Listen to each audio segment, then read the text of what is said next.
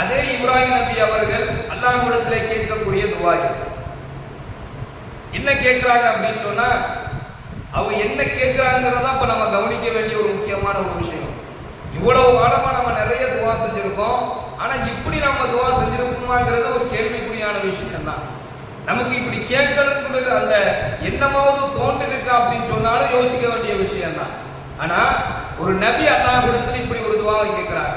என்ன கேட்கிறாங்க அப்படின்னு சொன்னா, ரப்பனா வஜஅல்னா முஸ்லிமைனி லக. அல்லாஹ்ட்ட கேட்கிறாங்க, எங்கள் இறைவா எங்கள் இருவரையும், இப்ராஹிம் நபி அவர்கள் கேட்கக்கூடிய துஆ, எங்கள் இறைவா எங்கள் இருவரையும் உன்னை முற்றிலும் வழிபடும் முஸ்லிம்களாக நீ ஆக்குவாயாக அப்படின்னு துஆ செய்றாங்க. எங்கள் இறைவா எங்கள் இருவரையும் உன்னை முற்றிலும் வழிபடக்கூடிய முஸ்லிம்களாக எங்களை நீ ஆக்குவாயாக என்பதாக யார் துஆ செய்றாங்க அப்படின்னு சொன்னா, இப்ராஹிம் நபி அலைஹிஸ்ஸலாத்து வஸலாம் அவர்கள் அல்லாஹ்விடத்தில் இப்படி ஒரு துஆவை வைக்கிறாங்க. நானும் என்னையும் பிள்ளை என்ன செஞ்சிரு, உன்னை முற்றிலும் வழிபடக்கூடிய முஸ்லிம்களாக நீ ஆக்கணும். முஸ்லிம்களாக இருப்பது பெரிதல்ல, முஸ்லிம்களாக உன்னை முற்றிலும் வழிபடக்கூடிய முஸ்லிம்களாக ஆக வேண்டும் என்பது ஒரு நபியினுடைய துஆவாக இருக்கிறது என்று சொன்னால், நாம் எப்படி இந்த துஆவை நாம கேட்கணும்? இப்ராஹிம் நபி ரொம்ப சாதாரணமான ஒரு நபி அல்ல. இப்ராஹிம் நபியினுடைய வரலாறுகளை நாம எடுத்து பார்த்தோம் அப்படின்னு சொன்னா, அவர்களை பற்றி அல்லாஹ் குர்ஆனில் கூறும் பொழுது வலகத் இஸ்தஃபைனாஹு ஃபித் துன்யான்னு சொல்றாங்க. இப்ராஹிம் நபியை பற்றி அல்லாஹ் சொல்லும் பொழுது வலகத் இஸ்தஃபைனாஹு ஃபித் துன்யா, அவரை உலகின் தூய்மையாளராக நாம் தேர்ந்தெடுத்தோம் அப்படின்னு அல்லாஹ் சொல்றான். இந்த உலகத்திலேயே தூய்மையானவராக ஒருவரை நான் தேர்ந்தெடுத்தேன்னு சொன்னால் அது இப்ராஹிம் நபி தான் என்பதாக குர்ஆனில் அல்லாஹ் அவர்களுக்கு சான்று கொடுக்கக்கூடிய ஒரு நபி. அல்லாஹ் தேர்ந்தெடுத்த ஒரு நபியே அல்லாஹ்விடத்துல என்ன துஆ செய்றாங்க அப்படின்னு சொன்னா, ரப்பனா வஜஅல்னா முஸ்லிமைனி லக, யா அல்லாஹ் உன்னை முற்றிலும் வழிபடக்கூடிய முஸ்லிம்களாக என்னை நீ ஆக்குவாயாக என்பதாக துஆ செய்றாங்க அப்படின்னு சொன்னா, இந்த துஆ எவ்வளவு ஒரு உயர்வான, எவ்வளவு ஒரு கருத்து நிறைந்த ஒரு உயர்மிக்க துஆ என்பதை நாம் விளங்கிக் கொள்ள வேண்டும். கண்ணியமிக்க சகோதரர்களே, உன்னை வழிபடும் முஸ்லிம்களாக ஆக்குவாயாக. பெயர் அளவில முஸ்லிமாக நான் இருக்கக்கூடாது, என்னுடைய வாழ்க்கையிலும் நான் முஸ்லிமாக வாழ வேண்டும். பிறப்பால் மட்டும் நான் முஸ்லிமாக இருந்திடக்கூடாது, என்னுடைய வாழ்க்கையிலும் என்னுடைய செயல்பாடுகளிலும் நான் ஒரு முஸ்லிமாக வாழ வேண்டும். எது ஹலால் எது ஹராம் என்பதை பின்பற்றக்கூடிய விஷயத்துல ஒரு சாதாரணமான ஒரு பொதுவான முஸ்லிமாக நான் இருக்கக்கூடாது, உன்னை முற்றிலும் கட்டுப்படக்கூடிய முஸ்லிம்களாக நான் ஆக வேண்டும். நல்லது எது கெட்டது எது, எதை நீ எங்களுக்கு கட்டளையாக, எதை அல்லாஹ்வுடைய கட்டளையாக இருக்கின்றதோ அதை பின்பற்றக்கூடிய முஸ்லிம்களாக நாம் மாற வேண்டும். அல்லாஹ் நம்மை பாதுகாக்க வேண்டும். கண்ணியமிக்க சகோதரர்களே, எவ்வளவோ முஸ்லிம்களுடைய வாழ்க்கை எப்படி மாறி இருக்கிறது என்பதை நம்மால் பார்க்கிறோம். அவங்க பேரளவில் அவங்க ஒரு முஸ்லிம்களாக வாழ்ந்து கொண்டிருக்கின்றார்கள். செயல்பாடுகள்ல இல்ல, இபாதத்துல இல்ல, அவர்களுடைய ஹலால் ஹராம் பேணுதல்ல இல்ல, எப்படி வாழ வேண்டும் என்கின்ற வழிமுறையே தெரியாம, ஆனால் அவர்களை பார்க்கும் பொழுது அவர்கள் முஸ்லிம்கள் என்பதாக பெயரளவிலும் பிறப்பளவிலும் சொல்லிக் கொள்ளக்கூடிய அளவிற்கு அடையாளத்தை தெரிந்து கொள்ளக்கூடிய அளவுக்கு தான் முஸ்லிமாக இருக்காங்களே தவிர வாழ்க்கை அளவில் அவங்க முஸ்லிம்களாக இல்லை. அதனாலதான் ஒரு நபி அல்லாஹ்விடத்துல கேட்டாங்க, ரப்பனா வஜஅல்னா முஸ்லிமைனி லக, யா அல்லாஹ் எங்கள் இறைவா உன்னை முற்றிலும் வழிபடக்கூடிய முஸ்லிம்களாக எங்களை நீ ஆக்குவாயாக என்கின்ற துஆவை ஹஜ்ரத் இப்ராஹிம் நபி அலைஹிஸ்ஸலாத்து வஸலாம் அவர்கள் சொல்லி காண்பிக்கின்றார்கள். காரணம் என்ன தெரியுமா? உலகத்தினுடைய ஆசைகள் இருக்குது. இந்த உலகத்தினுடைய ஆசைகள் என்ன செஞ்சிரும்னா மார்க்கத்தை மறக்கக்கூடிய ஒரு சூழலுக்கு கொண்டு போய் நிற்பாங்க. இன்னைக்கு நம்ம நிறைய பார்க்கிறோம்.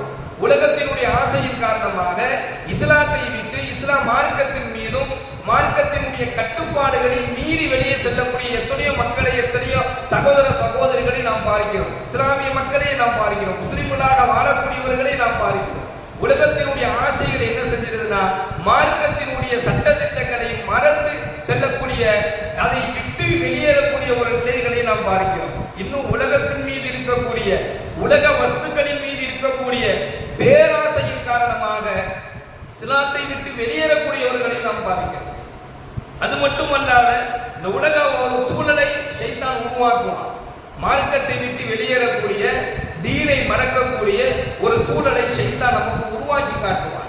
உருவாக்கக்கூடிய அந்த நேரத்தில் வழி தவறுவிடும் நிலைகளையும் ஷைத்தான் உருவாக்குவான். அதற்கு மிக முழு தூண்டு செய்யக்கூடிய ஒரு நிலை ஏற்படும்.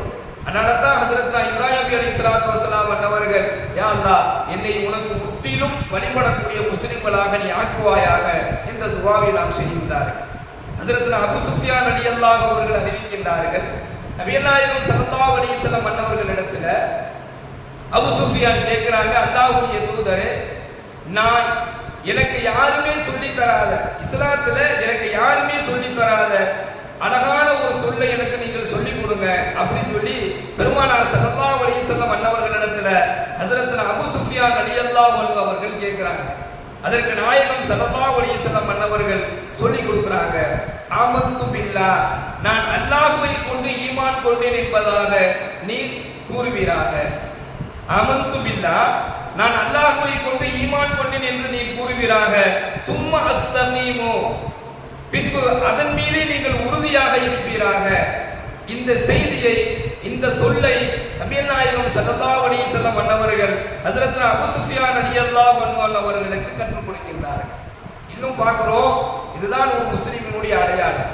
இதை அடிக்கடி மனசுக்குள்ள நம்ம சொல்லிக்கிட்டே இருக்கணும். ஆமன்து பில்லாஹ், நான் அல்லாஹ்வை கொண்டு ஈமான் கொண்டிருக்கிறேன். சும்மா அஸ்தகீமு, இன்னும் நான் அதுல உறுதியா இருக்கிறேன் அடிக்கடி நாம சொல்லும் பொழுதுதான் அல்லாஹ் ஈமான்ல உறுதியதான்.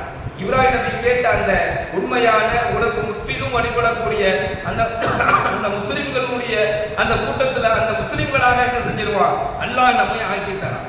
இப்ராஹிம் நபியை பத்தி அல்லாஹ் குர்ஆனில் இன்னொரு வார்த்தை சொல்றான், இது கால லஹு ரப்புஹு அஸ்லிம்.